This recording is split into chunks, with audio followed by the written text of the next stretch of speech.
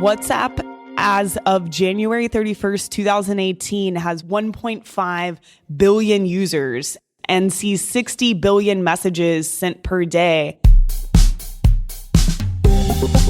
You're listening to Perpetual Traffic. Hello and welcome to Perpetual Traffic, episode number 168. This is going to be a cool one today because me and Molly and I, are sitting in the same room actually looking at each other. I can see Molly's beautiful brown eyes from just 3 feet away. It's pretty cool. It's nice to see you too, my friend. I think it's way more fun doing these live. Yeah, we're sitting here in Austin, Texas, getting ready for ManyChat's first ever messenger marketing conference and doing a little planning for Tier 11. You brought your whole team out? Brought my whole team out, yeah. We got as many people as we could possibly come on the Tier 11 team, agency team, here to Austin to not only get together for a cool day together tomorrow, but also learn some messenger stuff this weekend. Messenger stuff.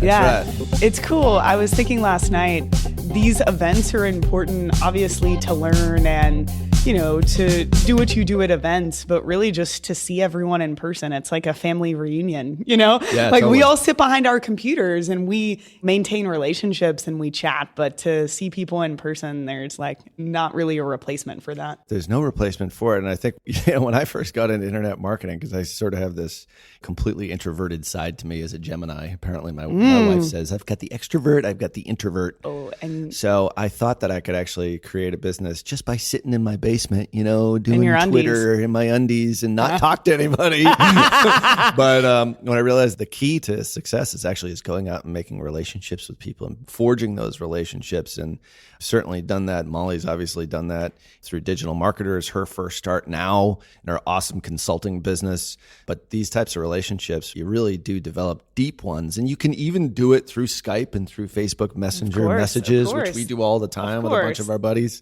But to actually see them live, that's probably the highlight of this week for me. Likewise. Hi guys, this is Darren Clark, the producer of Perpetual Traffic, created by the team here at Digital Marketer. If you're loving this podcast, you're going to love our lab community. As a member, you will gain access to a treasure trove of blueprints, templates, and tools for every aspect of marketing and growing a business. We have made it easy so that you can become an expert in content creation, social media, paid traffic, SEO, email marketing, and so much more. So go to digitalmarketer.com/trial for an absolutely free 30-day membership. That's digitalmarketer.com/trial. All right, on with the show. We're going to continue on with part 2 of choosing the right Facebook campaign objective. We made it through app installs last time. Yeah, app installs was a good place to drop off because that's one that we don't have quite as much experience with, although we have both done it. Yeah. And it's a super effective, it's sort of a see the ball, hit the ball objective. You know, if you got an app, use that one. There's no Pretty real simple. other choices. Not many other people are. So Yeah, exactly. It'll be easy going. Pretty easy for you as the marketer. Whereas, you know, with some of these, you'll actually be able to, and we'll talk about it just in a bit, you can actually use multiple objectives for the same type of creative, the same type of idea that you're promoting on Facebook. One of the big ones that we're using now is actually one that is used quite frequently as a secondary campaign objective for us inside Tier 11 when we're trying to get video views. And we're doing video views as our cold traffic objective. Right. So maybe you can tell us a little bit about how you use it and what your experience has been with it. I think video views, kind of similar to app install, it's like really obvious what you're optimizing for, right? You're optimizing for people to watch your video, right? And so same situation. I've used video views mostly for cold traffic. So if I'm trying to get a piece of content out or I'm really wanting to build a relationship with a completely new market, it's obviously a great way to build a retargeting audience that you can then retarget with something a bit more direct response. Mm-hmm. I've also used video views at the bottom of the funnel. If for some reason I'm using a video as the creative, I have tested for small audiences, like under 5,000 people, right? Just optimizing for video views, even though I might really want someone to buy something, right? But it's cheaper. A captive audience. Exactly. It's cheaper, right? It can be so much cheaper to use video views because they can be like under a cent. Yeah. I don't know what 0.001, what is less than a cent? It's like if you divide That always up, I don't know, confuses you got to me. chop up a penny. I don't know if people even take that at the local store. But those are really the two ways that I've used video views. I honestly don't use it a ton though. I did use it one time for MiniChat. We released a new feature and they made a really cool video demonstrating the feature. So I use video views to, get the word out about that. But yeah, that's how I've used that objective. Yeah, I mean, totally. Video views deeper in the funnel. We use video views as an objective for really two different purposes. So website conversions, which we'll get to in just a second, which is the one that we use most. Video views we use a lot for level 1 traffic, which if you don't know what level 1 traffic is, go back to the Ecom Ad Amplifier episode here on perpetual traffic. But what we found is that if you can actually get video views to a certain percentage of engagement with your video, let's say you have a 2-minute video and at minute 1, you start talking about the product. Well, that means that about 50% video view for a 2-minute video, you've got product awareness.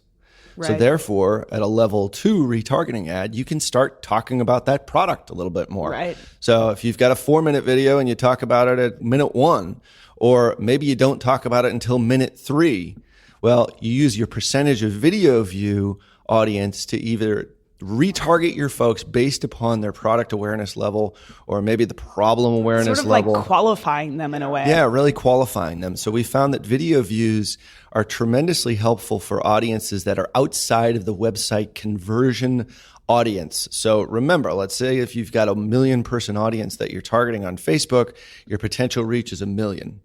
So inside that 1 million, you probably have a couple 100,000 website conversion people. Right. But chances are to scale that campaign, you can't really do it with just website conversions alone. You need other objectives. And to reach the people that just they're not standing at the door ready to buy, right? They need to be convinced to come in. Absolutely.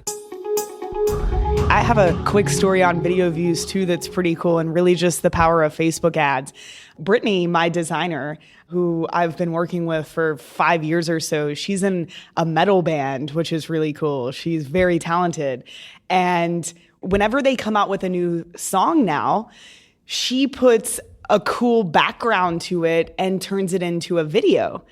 We turn that into an ad, and then I just use video views and I target heavy metal record labels. Cool. And use video views to just get the band and get the song in front of new people.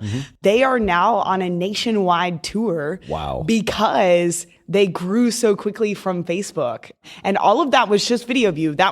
We weren't trying to sell anything. I think they sold some t-shirts or some CDs along the way, but we would just put $150 behind something every 2 weeks. And it really paid off for them. So just a cool little story there. That's great because if you really think about it, most people are not website converters. And we even look at this inside, for example, like what the average conversion rates are on social media. It's about 1 to 2%. If you're getting more than, say, 100 visitors or 100 people see your website conversion ad and actually click to your site, only about 1 or 2 are going to convert.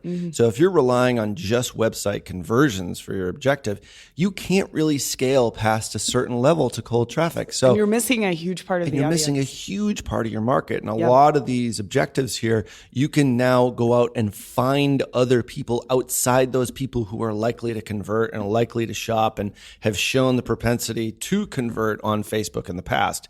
And that's how Facebook figures out who to show your ad to. because they know the behaviors of the people on their platform, which makes this platform the best platform in the world. Totally. No doubt. But if you're just relying solely on website conversions, you're missing out on a huge portion of your audience. And I would submit that the video view audience is a massive audience in that 1 million people that you're targeting as a potential reach. If 100,000 or maybe 200,000 at most are website converters, I would submit that probably another half. Maybe 500,000. We said that at the same time, by the way. We can do that because we're live. I could see you about to say that. That was pretty cool. So the video view objective is one that we use quite a lot, and as well as what you talked about, deeper in the funnel, when you have a really finite audience, a couple thousand people, 5,000 people, maybe they've shown interest or maybe they've gone all the way through your funnel. We also find video views are really good to show to purchasers, people who are previous buyers.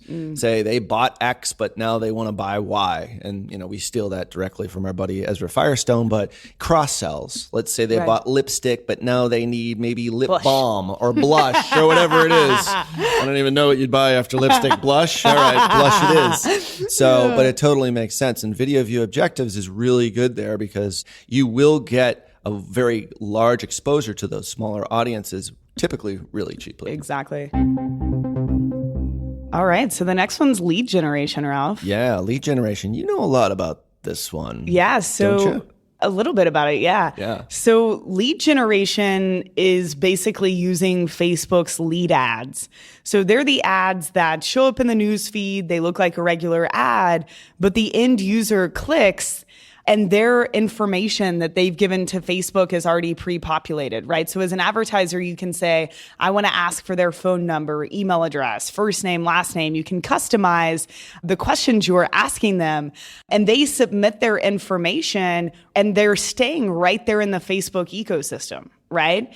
So this can work if you truly only need to generate leads, right? Mm-hmm. So if you're a local business or you're a service business, if you're a plumber, right? If you're an electrician, maybe even a marketing agency, this can be a good objective to use. Lead ads can be a good ad type to use. But in my experience and what I've seen from other people, they tend to be a bit expensive. I don't think that the lead ads ever caught on from a consumer side, right? Like, I don't see lead ads. I've probably submitted 2 lead ads and they've been around at least 2 to 3 years now as a consumer, and I'm a complete Facebook nerd, right? Oh yeah, totally. So I don't think they ever caught on. And my biggest issue is that they do stay on the Facebook platform, right? So after they submit the lead, there is an opportunity for them to click over to your website, but most people don't. So I think the problem, if I have a problem, the problem I see here is that yes, you might generate the lead, but you're not controlling what happens next. If you want to offer a tripwire or get them on a call or whatever the next step is there in your funnel.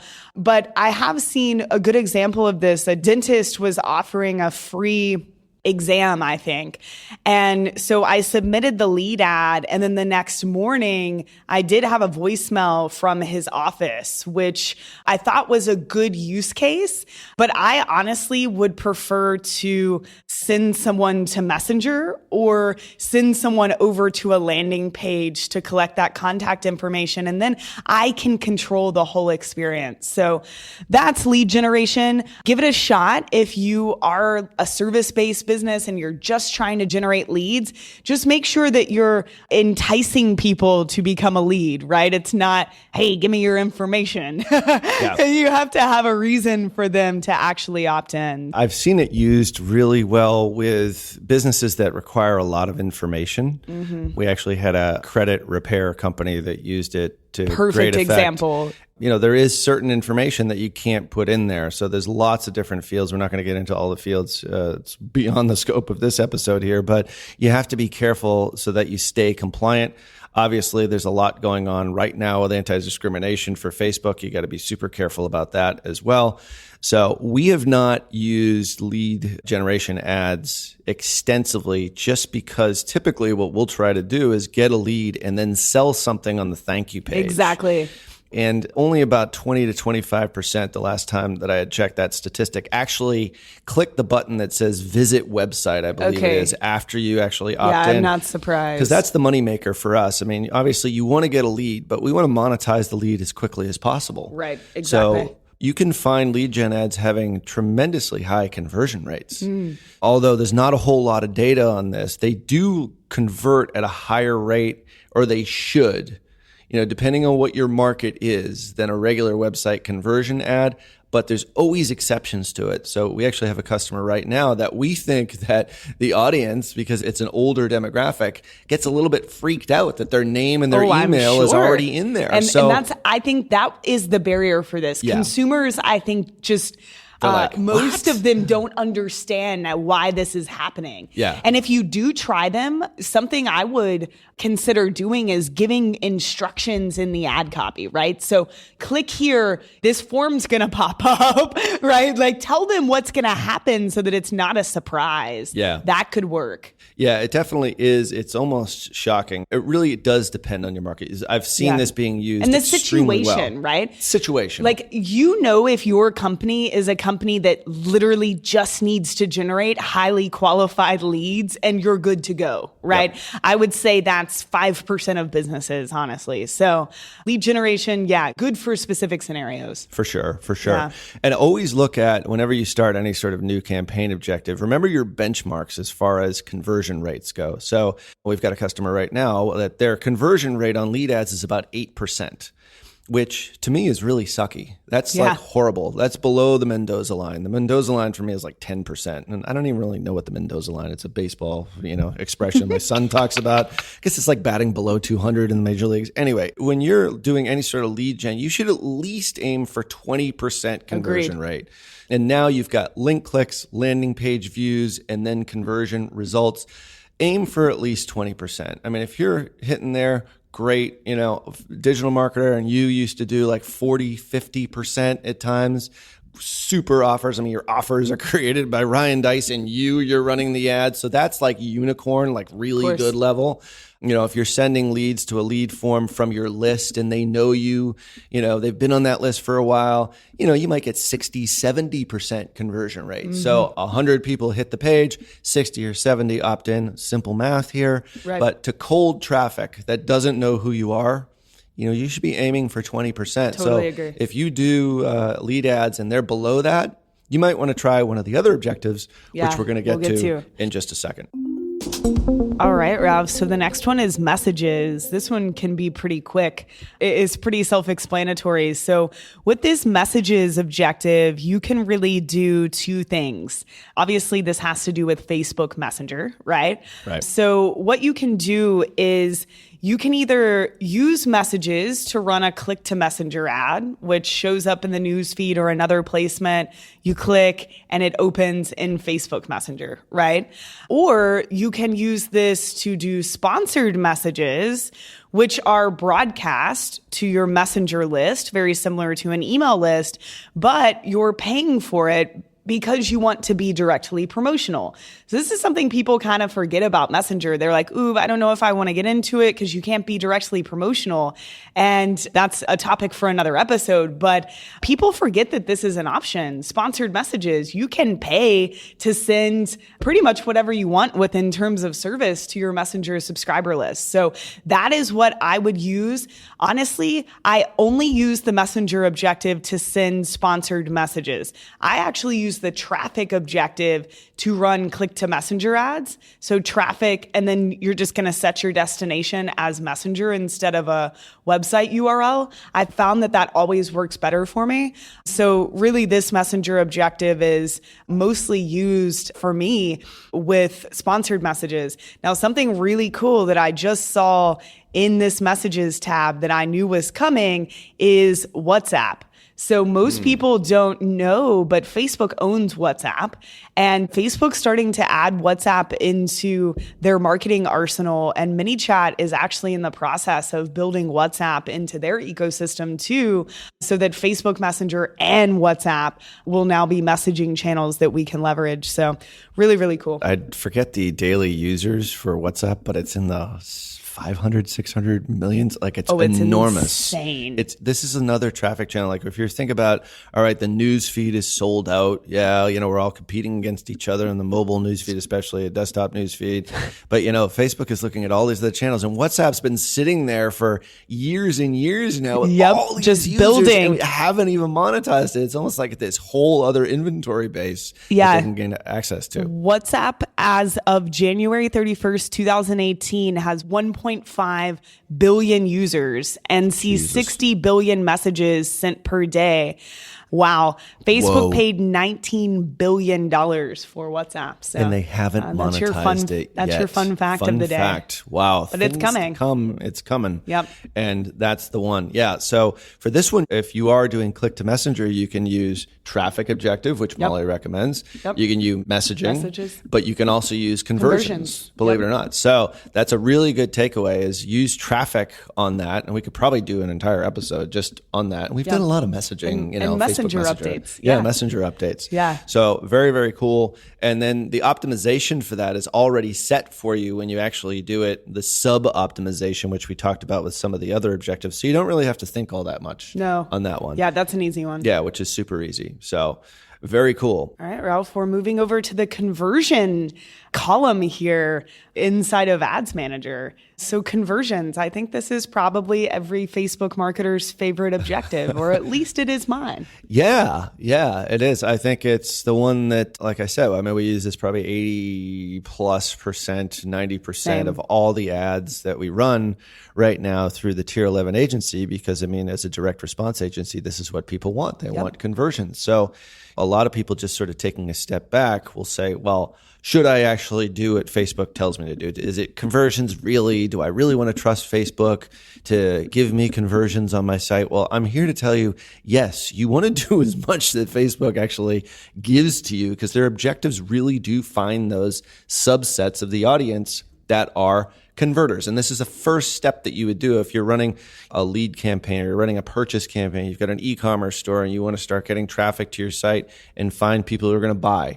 Start with a conversion objective, without a doubt. It's this place that we always start. And then after that, we figure out other objectives, because it is so damn good. And it really leverages the algorithm so effectively. Guys, really, this conversion objective, you use this when you want someone to take an action on your website. Right? So whether you're wanting people to opt in, sign up for a webinar, purchase a smaller dollar product, conversions tells Facebook that I want conversions, right? Yeah, I want people to take something. an action on the site, right? But the biggest mistake I see people make with conversions is that if you don't have enough volume, right? Facebook wants you to have at least 50 conversions a week happening so that they know what that person looks like that converts, right? That's the amount of data they need to really optimize for this objective. So a mistake that I see people make is they're running a conversion ad for people to buy like a $500 product, right? And it's like, okay, that it doesn't happen frequently or enough buy a car. for you, for you to be using the conversion objective, right? Mm-hmm. In that situation, I would use, probably the traffic objective. So just something to keep in mind there. Yeah, that's, we're running ads right now for Tier 11, and our price points are not $5. So, for us to actually go for a sale off a Facebook ad, we're starting with all kinds of other objectives, all the other objectives here, and then we're following up with a subset of people that have shown a specific amount of interest for a website conversion objective. Absolutely. So if you're in a service-based business, you have a higher price point, chances are website conversions probably isn't your objective unless you just have unlimited funds to burn, or you're backed by VC and you need, lots of traffic to the site and really test larger budgets. But if you're selling $1,000 product off cold traffic, literally like maybe 1 in 100 of the people that actually land on your site is going to buy. And especially at that price point, I would submit it's going to be a whole lot less than that. So, but those are the exceptions to the rule. And as we said, in the majority of cases, and we do this for all our e-commerce customers, even if it's $100 or more and an average cart value, we will start with website conversion objectives, just because Facebook circles the wagons on that, let's say, 1 million person audience. They will figure out in that 1 million person audience who is the best potential converter. And if you can get between 1 and 2% conversion rate off, all your link clicks, all your landing page views to your site, you're doing pretty good. I mean, that's about what the average is. But then remember, you want to then take all those 99 or 98 people who didn't buy and then retarget them in various ways. If you're an e-commerce company, definitely do it through the e-com ad amplifier, through level 2, through level 4 traffic. Or if you're an info marketer, have a very specific plan in place for retargeting for those audiences that you're going to capture that like your page, click on your ad, land on your landing page, engage with your video, whatever it happens to be, retarget them with a slightly different message, or maybe more of your front offer message sometimes works just as well. And that's why all these objectives really do have their place. Having said that, website conversions is the one that's the really killer one. We love you, website we conversions. love you, website conversions.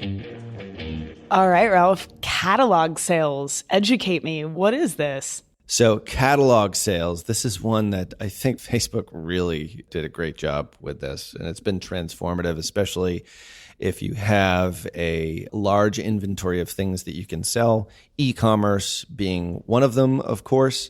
Catalog sales is the one that we will use, not necessarily for all levels of traffic. We will use it for cold traffic, but we typically use this for retargeting audiences that have expressed an interest in a specific product. So, for example, if you're selling shoes and somebody clicks on your ad, goes to your homepage or a collections page, and then clicks a specific shoe style or color, a catalog sales ad using a dynamic product ad is a tremendous way to put that product that they had shown interest in, as well as other products in that product set that are similar, so that you can then anticipate them buying. So how catalog sales works is you actually have to create a product catalog. This is done either through a variety of different methods, but we typically will use either an XML file or a CSV file, and then you create a product feed from your product catalog into Facebook. So this can be done through a variety of different apps, or it can be done manually. The apps are the ones that we typically will use on the Shopify platform. It's the ones that we like really the most. There's obviously other platforms that you can use, but these product catalogs can then be subdivided into product sets. So for example, if you're selling women's apparel, you might have shoes, handbags, and dresses. So I don't know why I always like the women's catalog stuff, because I know nothing about it, and here I am talking about it like I do. I love it. Yeah. So anyway, so in that product catalog, you might have women's shoes. So you might have a variety of product sets that you create that are a certain style. What's a style of women's shoes? Seeing I'm going down wedges. Wedges. So you might have a wedges. Is a shoe called a wedge? Really? Yeah. So you might have a wedges product set, but then inside that wedges product set, you might have different colors of wedges, other colors. Yep. Yeah. Right. Yeah. So each one of those product sets can then be used to target that specific customer who's maybe shown an interest in a wedge. So I think of a wedge as like a completely different thing. Amazing. But anyway, so we're going with it. Doesn't matter. So you can actually subdivide that product catalog. What we'll typically do is when we use catalog sales, we will collect all the data on the master catalog, like the entire catalog, the wedges, the handbags, and the dresses and the shoes, or whatever it is inside that shoes catalog. And then we will show individual product sets to folks who have expressed interest in those subcategories. So this gets a little bit complicated, and we can actually do an entire episode on this at some point. But the point is that you're trying to capture them with products and or offers that are relevant to their previous action. So we use this especially in level 3 and level 4 traffic using the e-com ad amplifier. So somebody who has viewed a product, which is a view content event. Okay. I've looked at my red wedge and I'm really thinking about buying it, but I haven't added it to my cart yet. So for those people, we would then show them a product set that are maybe red wedges, maybe other types of shoes. What's another type of shoes that might come in the color red? Pump. Yes. A pump. Pumps. I got that one all on my own. Wedges and pumps. Wedges and pumps. Maybe I'll show red wedges, red pumps, and red sandals or whatever it is that you do. Red or flats. a dress to go with it. Or a dress to go with it that's in red. I could create a red product set. That's actually a really good idea. I like that. And a red matching handbag. There you can go. have the whole thing right there. The whole outfit. The whole outfit. So on those, we'll really just sort of show them a view content ad. That's a level 3 ad in the e-com ad amplifier. If they then add one of those products to their cart, we know they're a little bit deeper. They've actually chosen out of all those individual products, and then we can really target them even more specifically. So for add to cart, if somebody added, the red wedge to their cart, chances are our product set would probably show that red wedge and then maybe other colors for that wedge. Right. So the point is that catalog sales are really, really powerful. And as an e-commerce company, hopefully you're already using these, and we'll put some resources in the show notes here for you guys to set these up, because it's a little bit beyond the scope of this episode here, how all the technical parts of it work. But I'll tell you, this is transformative for e-commerce companies. Really, I think listening to your description and my understanding of it, I think the best way to sum it up is when you're browsing Nordstrom's site or Amazon and you leave and you see an ad for that product, right? Mm-hmm. And then you see an ad for a similar product. The wedge. The wedge. Those companies have been using these similar strategies for years. Now we have catalog sales and dynamic product ads to make it a lot easier. So really, really cool. Great explanation, Ralph. Cool. I'll buy you some wedges. All right. I can't wait to get my red wedges in the mail from you. Last but not least is store visits. Tell us about this one. Okay, so this is an interesting objective that I have used one time. And basically, this is for brick and mortar stores who have multiple locations in an area. So it's actually kind of specific. But I used it for a store in Austin that was owned by Survival Life called Banana Bay Tactical. And what's really cool about this, we were offering free dog tags because that's something that market wants. And basically the call to action was come to the store. Well, what's really cool about store visits is, number one, you can target people who are literally nearby your store. Like that is your targeting, basically. And what happens is when they click the ad, you can have it so that it opens in maps to whichever one of your business locations is closest to that person currently, and it will give them directions. So cool. So if you have a brick and mortar store with multiple locations, use this objective, but of course, make sure you're incentivizing them, right? Like the free dog tag thing, that was awesome. That cost us 35 cents. They came in the store, they got this cool thing, and then of course they're going to want to buy other tactical gear, right? Sure. So, yep, that is store visits, a very specific objective, but a really powerful one if that is your business type. Yeah, for sure. So local businesses, definitely check out that one. I think that's a relatively new objective. I mean, because we don't do a lot of local. I used it last year. Yeah. So I think it's interesting that it's only multiple business locations. I'm not sure why everyone can't use it. Anyway, it is effective. Well, that's pretty much all we the did objectives. It, Ralph. Wow. I mean, we didn't get into, once again, like when you click on create campaign, we're really focused on the auction tab of this one, where you're going into awareness. There's a subcategory for awareness, which we did brand awareness, reach, consideration, which is the second column, which is traffic engagement, app installs, video views, lead gen, and messages, and then conversion, which is, like we said, it's one of our favorite objectives. Conversions, product sales, especially if you're local. Store visits, check that out. There's a lot of subcategories within all these, but I would say, once you actually click into an objective and then you actually look at optimization for ad delivery, which is when you scroll down on the next page after you click off your objective, typically we do default to the Facebook recommended. Yeah, and it's very usually do. rare that we'll maybe look at a different type of objective. So whatever Facebook recommends on that optimization at the bottom part of your actual ad set, like once you create your objective for your campaign,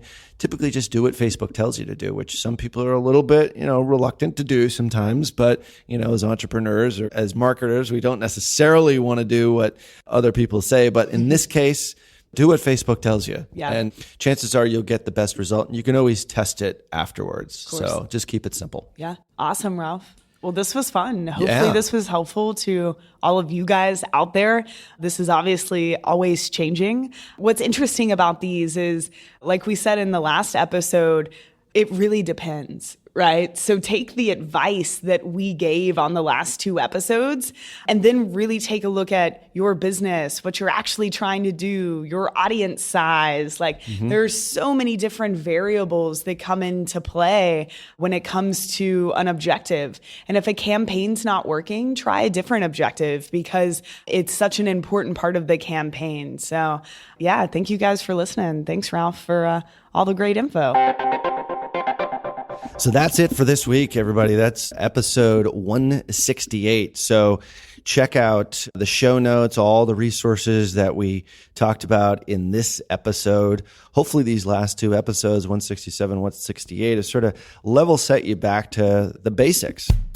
Every once in a while, we need to kind of revisit the basics. And with so many changes on the platform, the basics are always changing. So make sure that you're constantly checking in each week as to what's working now with us. And what we try to do is, because we do this every single day, we'll figure out what's working for you, boil it down, try to keep it simple, try to not get overwhelmed. With these 2 episodes here, hopefully we gave you some insights as to what to do when it comes to picking your campaign objective. So once again, go to digitalmarketer.com/podcast. This is episode 168. Super cool to have Molly in the same room here. Yeah. This has been bitchin'. So until next week, see ya. Thanks for listening, guys. You've been listening to Perpetual Traffic. For more information and to get the resources mentioned in this episode, visit digitalmarketer.com/podcast. Thank you for listening.